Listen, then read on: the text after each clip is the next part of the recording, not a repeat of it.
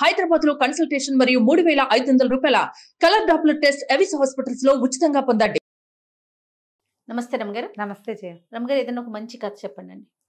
Different కథ చెప్దామా? బెంగాలీ కథ చెప్తాం. తెలుగు వాళ్ళకి బెంగాలీ సాహిత్యం బాగానే పరిచయం ఉంటుంది. మనకి లేక కాదు, బోళ్ళంత మంది కవులు, రచయిత్రులు ఉన్నా కూడా ఓల్డ్ అని పురాణ గాథలు ఎన్నున్నా కూడా ఎందుకనో తెలీదు మన వాళ్ళు బెంగాలీ కథలు బోలెడని ట్రాన్స్లేట్ చేశారు. ఇంగ్లీష్ కథలు ట్రాన్స్లేట్ చేశారు. మా ఫేవరెట్ ఈవిడ పేరెంట్ మన మాలతీ చందూర్ గారు పాత కెరటాల పేరుతోటి అవిను.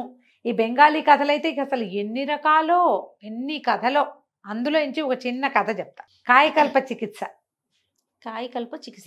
ఈ చికిత్సల్లో అంటే ఈ వైద్యంలో కాయకల్పం అనేది ఒక ప్రత్యేకమైన చికిత్స. అదొట్టి డాక్టర్లు కాదు, సాధువులు సన్యాసులు వాళ్ళు చేసేవాళ్ళు. టంటనే మనకు తెలీదు, పేరే తెలుసు. ఓకే. అయితే హరిద్వార్లో కుంభమేళా జరిగిందట. కుంభమేళా అంటే మామూలు సంగతి కాదు. అవును, ఎప్పుడో ఒకసారి 12 ఏళ్లకో 10 ఏళ్లకో 16 ఏళ్లకో వస్తూ ఉంటుంది. ఈ కుంభమేళాని అటెండ్ అవ్వడానికి కలకత్తా నుంచి ఒక కుటుంబం వచ్చారు. మన్మోహన్ రాయ్ అనే పేరున్న ఒక జడ్జి గారు, రిటైర్డ్ జడ్జి. ఆయన భార్య, ఆయనకు ఒకడే కొడుకు మణిలాల్. ఇతను కూడా జడ్జి అయ్యాడు. తండ్రి సీనియర్ జడ్జి, వీడిప్పుడే జూనియర్ జడ్జి అయ్యాడు. కేతకి అతని భార్య, కోడలు. అయితే ఈ మన్మోహన్ రాయ్ గారికి కీళ్ళ నొప్పులు, వృద్ధాప్యంతో ఆయన రిటైర్ అయిపోయాడు. అప్పట్లో 55కి రిటైర్ అయ్యేవారు, 55 ఏళ్లకే రిటైర్మెంట్. ఈ రిటైర్ అయిపోయాక ఆయనకు 58-59 సంవత్సరాలనే మోకాళ్ళ నొప్పులు, మడవల నొప్పులు, ఏమిటో నొప్పులు. ఎలాగైనా ఈ హరిద్వార్ జీవితంలో ఒక్కసారి వస్తుంది కుంభమేళ అని చెప్పి బ్యాండేజీ బలంగా మోకాళ్ళకి చుట్టించుకుని ఎట్టాగొట్టా కుంటుతూ తక్కుతూ తారుతూ ఎట్టాగొట్టా నడుస్తూ రైలు దిగి వచ్చారు. కుర్రాడికి ఏం పెద్ద ఆసక్తి లేదు. కాకపోతే కుంభమేళ అంటే కొంచెం ఏదో సముద్ర స్నానాలు అవి ఉంటాయి కదా. అమ్మ నాన్న గొడవ పెడుతున్నారని మండలాలు కేతకి కూడా వచ్చారు. ఇంకా పిల్లలు చిన్న కుర్రాడు 30 ఉన్నాయో లేవో. ఆ అమ్మాయి ఇంకా సొగసరి చిన్నది. సరే వెళ్తే ఏమైంది, వీళ్ళు సముద్ర స్నానము అన్నీ చేశారు. ఎటాగొట్ట అట్టగే ఏడుస్తూ గుమస్తా కూడా. అప్పట్లో ఏంటంటే ఇలా పెద్ద వాళ్ళు వచ్చేటప్పుడు వెనకాల పని చేయడానికి దానికి బెంగాలీ కథల్లో ఒక దాసి, ఒక గుమస్తా, వాళ్ళిద్దరూ ఖచ్చితంగా ప్రతి యాత్ర కథల్లోనూ కనపడతారు.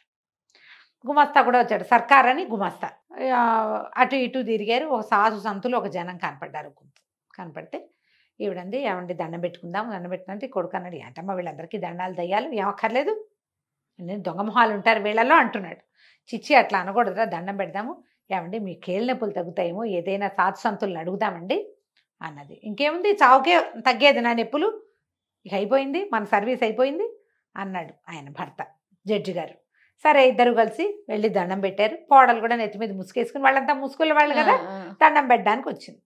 వచ్చేసరికల్లా నాయన ఏం కావాలమ్మా అని అడిగాడు సాధువు గారు. ముసలాయన అడిగితే, ఏం కావాలి ప్రభు, మాకు అన్నీ కావాలి, మనుషులం మామూలు వాళ్ళం, ప్రతిదీ కావాల్సిందే, డబ్బు లేనప్పుడు అది కావాలి, ఏది లేదో అది కావాలనిపిస్తుంది, ఎన్నున్నా చాలదనిపిస్తుంది స్వామి, మీకు తెలియనిది ఏముంది అని ఈయన్ని దీవించండి. కాళ్ళని కీళ్ళ నొప్పులతో చాలా బాధపడుతున్నారు, నడవలేకుండా ఉన్నారు, తీర్థం పానం కుదరటం లేదు, ఎక్కడికైనా వెళ్దామంటే శరీరం సహకరించట్లేదు, ఏదైనా చికిత్స చెప్పండి అని దండాలు పెట్టింది. కొడుకు పళ్ళు కొరుకుతూ, ఏమిటి ఇవన్నీ, వాళ్ళని అడుగుతావేంటమ్మా, పెద్ద డాక్టర్లు ఏమీ చేయలేరు కానీ వీళ్ళు ముసలి సజ్జు, వీళ్ళు ఏం చేస్తారు పోపో అన్నాడు కొడుకు.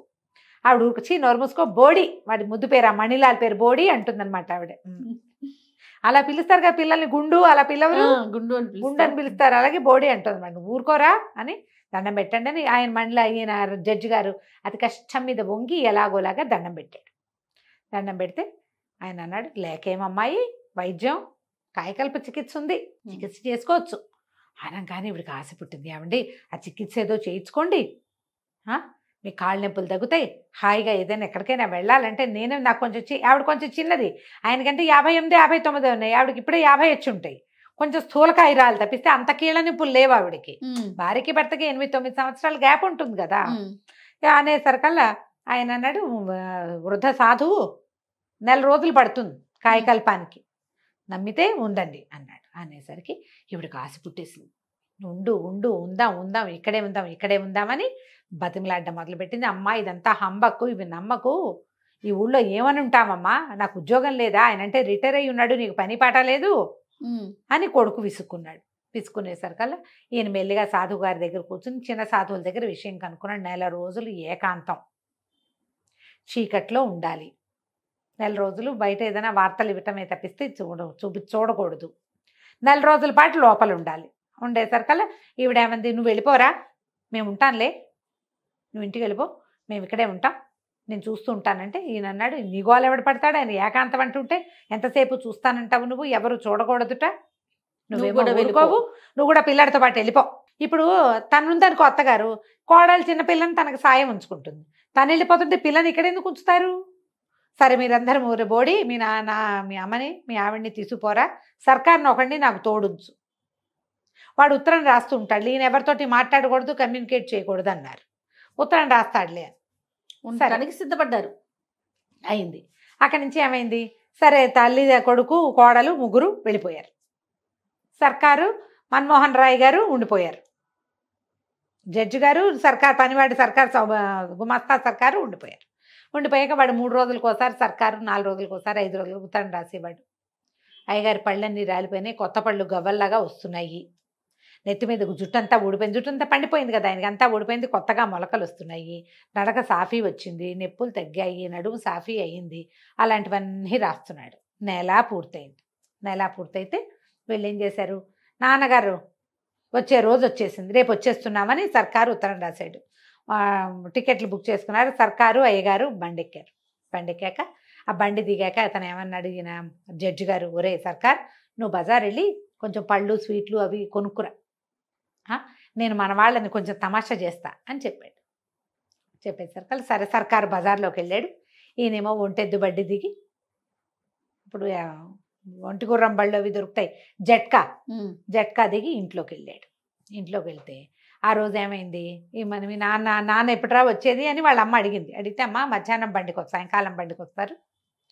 వీళ్ళు ఏం చేశారు, మధ్యాహ్నపు బండికి వచ్చేసారు. ముందుగా సాయంకాలం బండికి వస్తారంటే ఈ కేతకి ఏం చెప్పిందంటే, ఏమండి నేను మనం బజార్లో చూసిన చీర పట్టుకురండి, నేను ఆ చీర కట్టుకునే స్టేషన్కి వస్తా, చీర కట్టుకోకపోతే స్టేషన్కి రాను మామగారిని రిసీవ్ చేసుకోవడానికి అనేసరికి ఈయనన్నాడు, ఏమే నేను కూడా కాయకాలు పని చేసుకుని వృద్ధుని అయిపోతాను, నీ రోగం బాగా కుదురుతుంది. మొగుడు పెళ్ళాలు బోళ్ళంతా సరసమాడుకున్నారు. తల్లేమో సరే అమ్మాయి ఆమె మేడ మీద ఉన్నారు వాళ్ళిద్దరు. కోడలు ఒక గదిలో, కోడలు కింద గదిలో ఏదో పని చేస్తుంది, అత్తగారేమో పై గదిలో. ఈ పిల్ల ఏం చేసింది, ఏదో పని చేసుకుంటుంది, భర్త ఏమో ఆఫీస్కి వెళ్ళిపోయాడు. మధ్యాహ్నం మామగారు వచ్చాడు. ఈయన లోపలికి వెళ్ళేసరికల్లా ఆ పిల్ల ఏదో పని చేసుకుంటుంది, నెత్తి మీద ముసుగు లేదు. చప్పుడయ్యేసరికల్లా వెనక్కి తిరిగి వచ్చారు, చీర తెచ్చారా అని అడిగింది. ఈయన నిర్కాంతపడి, ఇదేమిటి కోడలు ఏనాడు ఆ పిల్లని ముసుగు లేకుండా చూసింది లేదు, చూడకూడదు అట్లా, వాళ్ళ పద్ధతి కాదు. అదేమో సగం పవిటంతా వెనకాల వీపు జీరాడిపోయి వీపంతా కనపడుతోంది. మొహం ఏనాడు ఆయన కోడల మొహం పెళ్లినాడు చూశాడు, మళ్ళీ చూడలేదు. ఆ పిల్లటి తిరిగి చీర తెచ్చారా తాలేదా, చీర తేకుండా నేను రావద్దని చెప్పానా లేదా, మరి ఇంట్లోకి ఎందుకు వచ్చారు, ముందు వెళ్ళి చీర పట్టుకురండి అని అనేసరికి ఈయన గిరుక్కుని తిరిగాడు. ఆ అమ్మాయి ఏమనుకుంది, భర్తే చీర పట్టుకు రావడానికి వెళ్ళాడు అనుకుంది. ఈయన గబగబా మెట్లెక్కి పైకి వచ్చాడు. మెట్లెక్కి పైకి వస్తే ఆవిడేమో ఏదో కుట్టుకుంటుంది కూర్చొని, ఆ భార్య కాస్త కనువెలుగులో ఉంది. అమ్మి నేను వచ్చేసాను అన్నాడు. అమ్మీ అన్నాడు. ఇవిడికి అమ్మలాగా వినపడింది.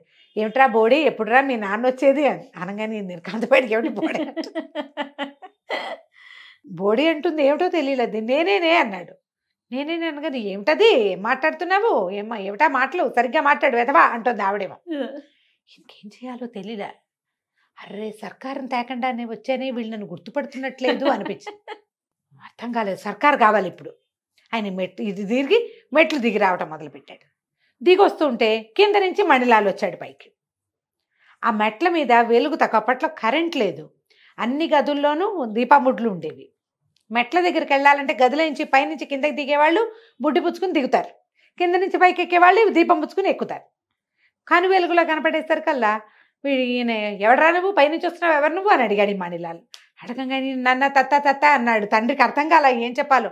నేనేరా అంటానికి చేత కాలేదు.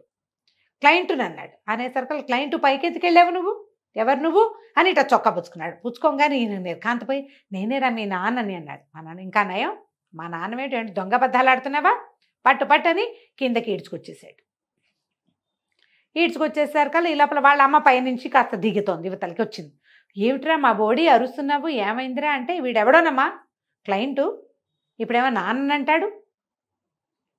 చూసుకోవరా మీరు అన్నాడు. చూసుకోవటం ఏమిట్రా, ఇప్పుడు నువ్వేగా కిందకి దిగెళ్ళావు అంటుంది. కొడుకే వచ్చాడు అనుకుంటుంది కదా ఆవిడ.